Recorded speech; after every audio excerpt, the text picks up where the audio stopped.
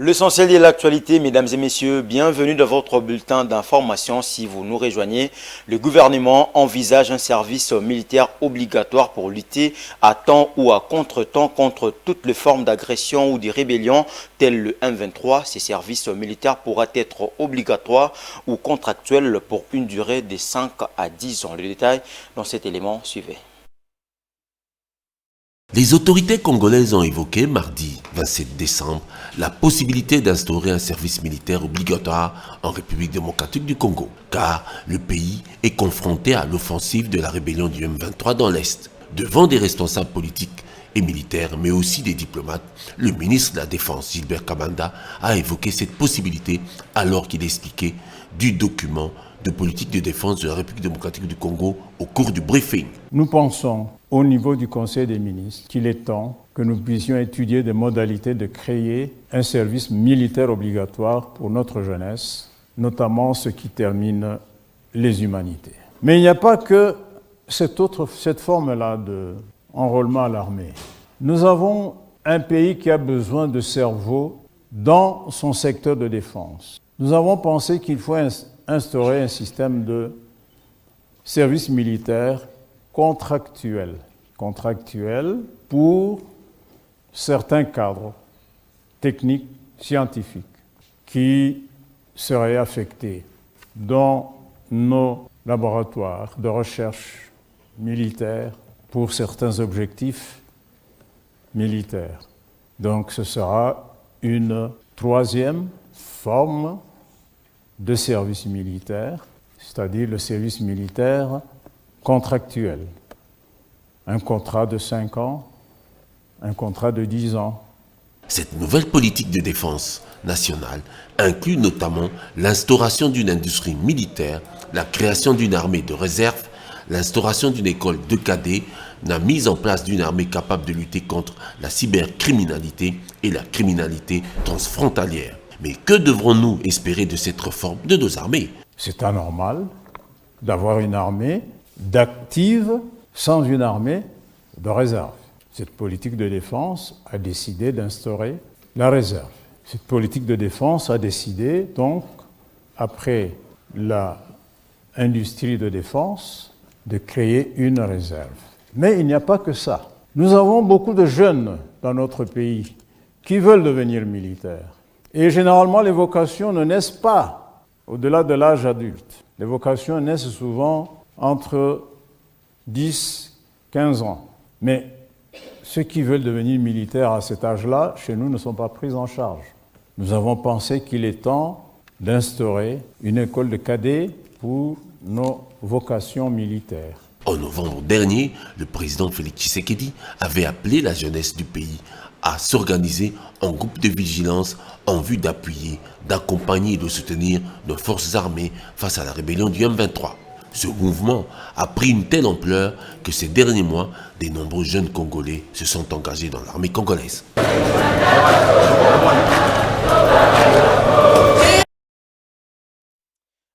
Également, les rebelles du M23 ont-ils quitté la localité congolaise de Kibumba comme il l'avait annoncé le 23 décembre dernier? C'est la question qui se pose dans le chef des Congolais. Ces gestes permettraient de respecter les accords de paix signés en Angola au mois de novembre. Mais selon le témoignage de centaines de déplacés, les rebelles sont toujours présents dans la région. Images et commentaires. Un espoir avait germé dans les camps des déplacés de Kanyarushina, juste à la sortie nord de Goma.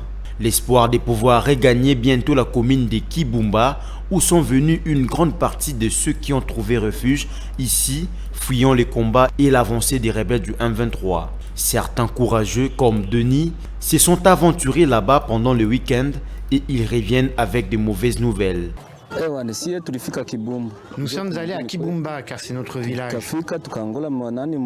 L'objectif était de trouver quelque chose à ramener à nos familles restées au camp.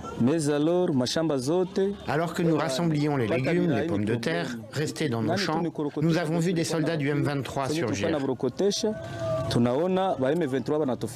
Selon lui, les soldats lui ont interdit d'apporter sa récolte. Il a quand même préféré rentrer au camp. Le projet de ramener sa famille est différé. Un autre témoin, Jean Bosco, qui ne veut pas montrer son visage, affirme aussi avoir rencontré les M23. Ces légumes auraient été volés. Deux témoignages qui remettent en question la petite cérémonie du 23 décembre dernier à Kibumba. Justement, ces jours-là, devant des journalistes convoyés depuis Goma, des responsables du M23 assuraient faire un geste de bonne volonté et passer le contrôle à la commune de Kibumba à la force est-africaine. Un geste qualifié de leurre par les forces armées de la République démocratique du Congo, destiné à la communauté internationale. Le lundi 26 décembre, des combats ont été signalés entre le FARDC et le rebelle du M23 vers le territoire de Nyiragongo, au nord des Goma.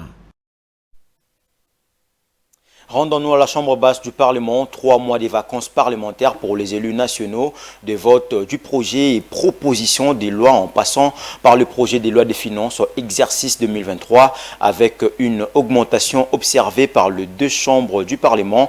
Joseph Lembu, rapporteur de la Chambre basse du Parlement, a donné les grandes lignes qui a marqué la session de septembre. Suivez.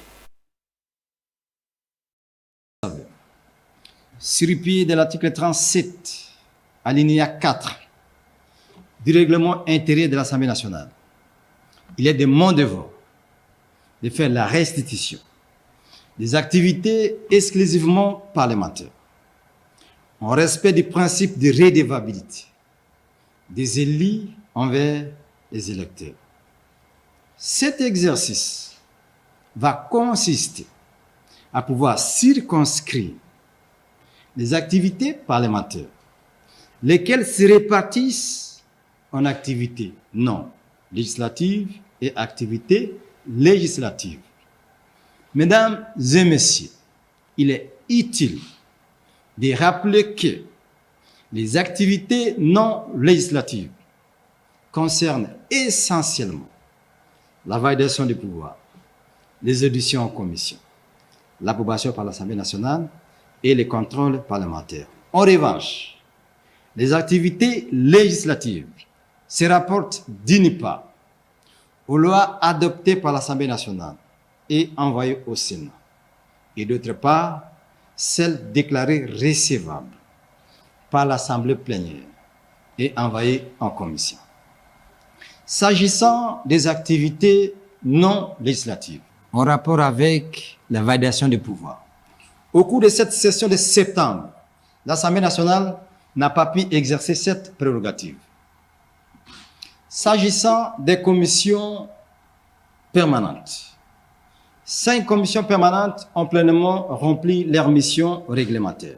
Il s'agit notamment de la commission aménagement du territoire, infrastructure et nouvelles technologies de l'information.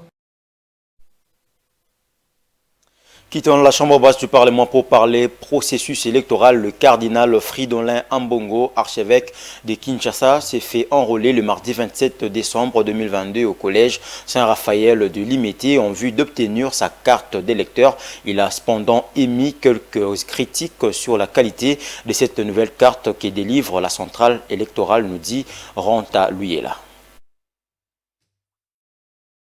Le numéro 1 de l'église catholique en RDC, le cardinal Fridolin Ambongo, s'est acquitté de son devoir démocratique en se faisant enrôler en vue d'obtenir sa carte d'électeur. C'est mardi 27 décembre 2022 à Kinshasa, au collège Saint-Raphaël de Limete. Après avoir rempli cet exercice, le cardinal Fridolin Ambongo a relevé quelques plaintes compte tenu de la qualité de cette nouvelle carte d'électeur, contrairement à celle des années antérieures. L'archevêque métropolitain de Kinshasa a aussi décrié le cadre de travail des agents de la CENI. Aujourd'hui, j'ai trouvé le temps de passer, me faire enrôler. Parce que je crois aux élections, je crois que de bonnes élections peuvent changer le devenir du peuple congolais. Je suis arrivé dans ce centre, ici au collège Saint-Raphaël. J'ai été très bien reçu par le personnel, commué au service, très gentil, même s'ils travaillent un peu dans un cadre pas très élégant, mais ils sont dévoués, ils sont de bonne volonté, ils font très bien leur travail et le service a été fait comme il se doit. L'image est en blanc-noir, contrairement à ce qu'on avait avant. En 2005, la carte avait meilleure qualité. Au fur et à mesure qu'on avance, la qualité diminue. Ce serait quand même bien que le service de la CENI veille un peu à ça. Pour le reste, si j'ai un message pour la population, c'est plutôt un message d'encouragement, de mobilisation, de sensibilisation pour que tous ceux qui ont l'âge et qui remplissent les conditions de se faire enrôler puissent venir nombreux. À partir de l'enrôlement, nous saurons par circonscription combien de sièges revient et plus on est nombreux, plus nous savons faire de bons choix lors des élections. Il faut signaler que cette opération d'identification des électeurs a débuté le samedi 24 décembre 2022 et ne prendra qu'un mois. À 4 jours de son lancement, les choses ne semblent pas bien marcher.